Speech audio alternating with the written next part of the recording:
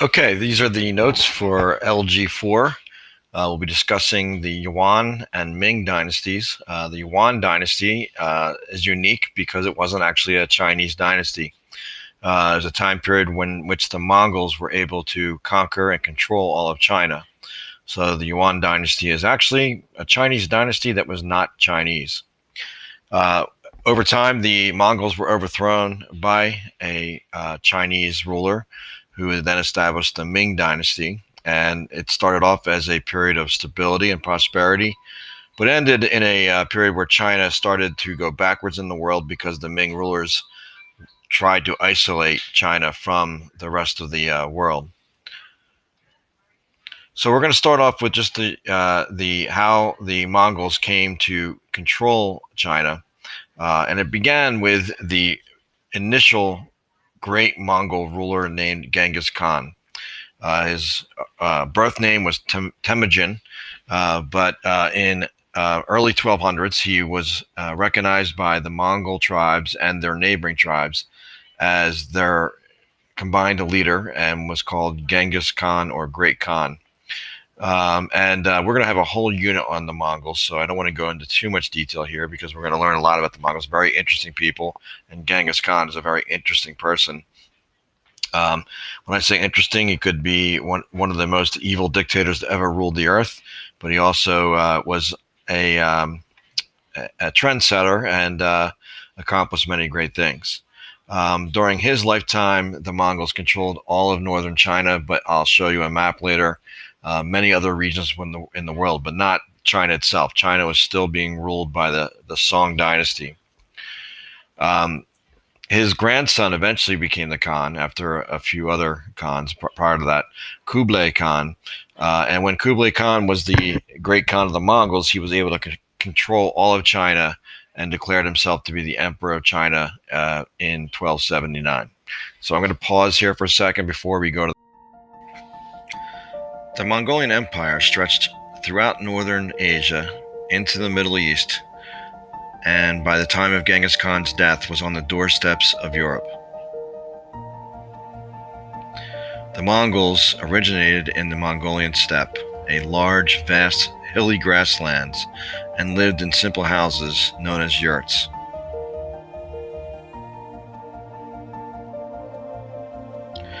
The Mongolian warrior was renowned for their ability to ride horses and to be able to be accurate, firing bow and arrow while still galloping at full speed.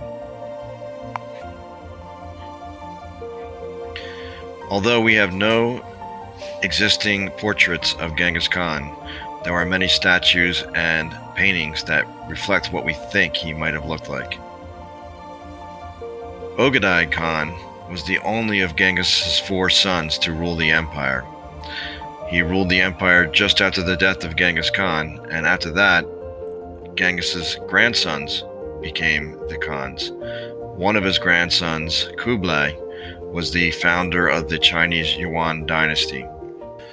Okay, so as we're talking about the LG here and the potential questions that you need to know for our eventual test, keep in mind that one of the questions is to know the Mongol leaders that impacted the history of China.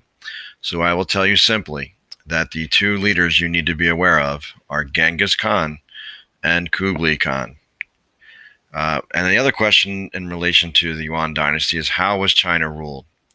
So again, this is under the rule of Kublai Khan. First of all, the Chinese didn't quite like the fact that they were being ruled by Mongols. They had to accept that. But Kublai Khan was careful to not force the Chinese to have to adopt to Mongolian ways. And at the same time, he also saw his own Mongolian culture start to adapt some of the Chinese culture. And in fact, that was actually something that was highly critical for the other Mongol leaders, that they felt that the Mongols were getting soft and living in the civilized areas of China and living like the civilized Chinese, and they were losing their rough and tough edge of being Mongolian nomads. But basically, China was ruled where some of the Mongol culture got adopted by the Chinese and some of the Chinese culture got adopted by the Mongols. And so there was this exchange of cultural ideas. And so there was a lot of public works that took place during that time. And a lot of people don't like paying taxes, so a lot of the Chinese weren't happy about it. But the positive thing is that there were projects that made China a better place. And probably one of the most largest accomplishment of the Yuan dynasty was that the Mongols and their method of rule made it so that people really did not want to violate their laws. And so they decided that they were going to strictly enforce the laws along the trade routes, which is the Silk Road. And so during this time, the Silk Road, which had been kind of becoming a lawless area where nobody could be guaranteed their safety or the safety of their trade products, could now be reopened to trade. And in fact, a very famous Italian trader was able to travel the Silk Road and have a very strong relationship with the Yuan dynasty and Kublai Khan, and that is Marco, go ahead, you say it, Polo, who was an Italian merchant who taught the Europeans about what China was like and kind of opened up China to the world. The Yuan dynasty was eventually defeated by a Chinese uprising in 1368, and that will bring us to the Ming dynasty, which I will cover in the next slide. So the second main idea here is about the Ming dynasty. Once again, this is returning to Chinese rule. They defeated the Mongols. And get ready for this. I'm going to see if I can pronounce this right. Zhu Yuanzhang, how about that? Defeated the Mongols and started the Ming dynasty. One of the great figures of this dynasty is the Christopher Columbus of China. He is called Zheng He.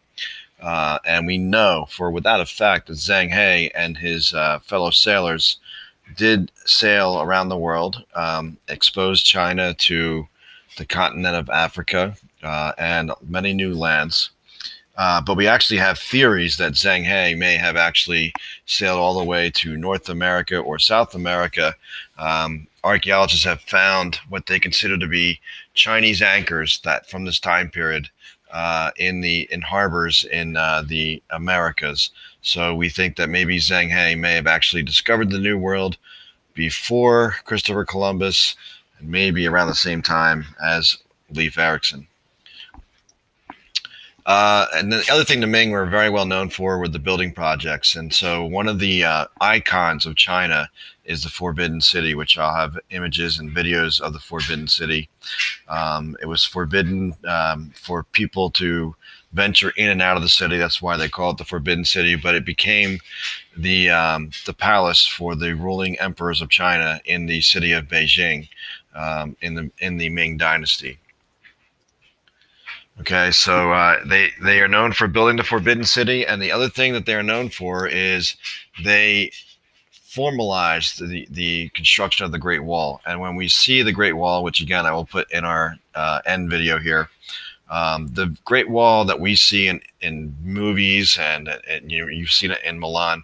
That Great Wall that section of the wall was built during the Ming Dynasty. Earlier sections and less formal sections were built in earlier dynasties. So what happens during the Ming Dynasty is that over time, the Ming emperors started to get leery of outside influence.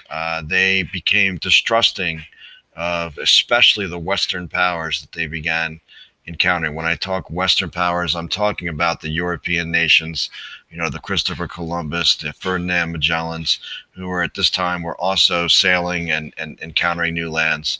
And the Chinese rulers of the Ming Dynasty didn't trust these Western powers and wanted to try and avoid having them influence them. So they went into a period of isolation, and that helped protect them to a certain extent from being manipulated by these European powers, but it also made it so that they got behind in the technology. So while the Western world was exchanging ideas in good ways and bad ways, sometimes they exchanged ideas by shooting at each other with a new weapon. But at the same time, China was not learning this new technology of shipbuilding, weapon making, and so it left China, by the time the 1800s came along, way behind the Western powers. All right, so now just to review real quick some of the main ideas that you need to be aware of in this section. You need to know who Zheng He was, the world explorer of the Chinese, the Christopher Columbus of China. You want to know examples of Ming building projects like the Forbidden City and the Great Wall. And that last question was misworded in a potential question, so I'm going to word it correctly here now. And that is how the Ming emperors looked at outside influence, not outside rule. And that outside influence, they were distrusting of it and therefore isolated China. Okay, so I'm going to stop here and then we're going to have a little video recap of some Ming building projects.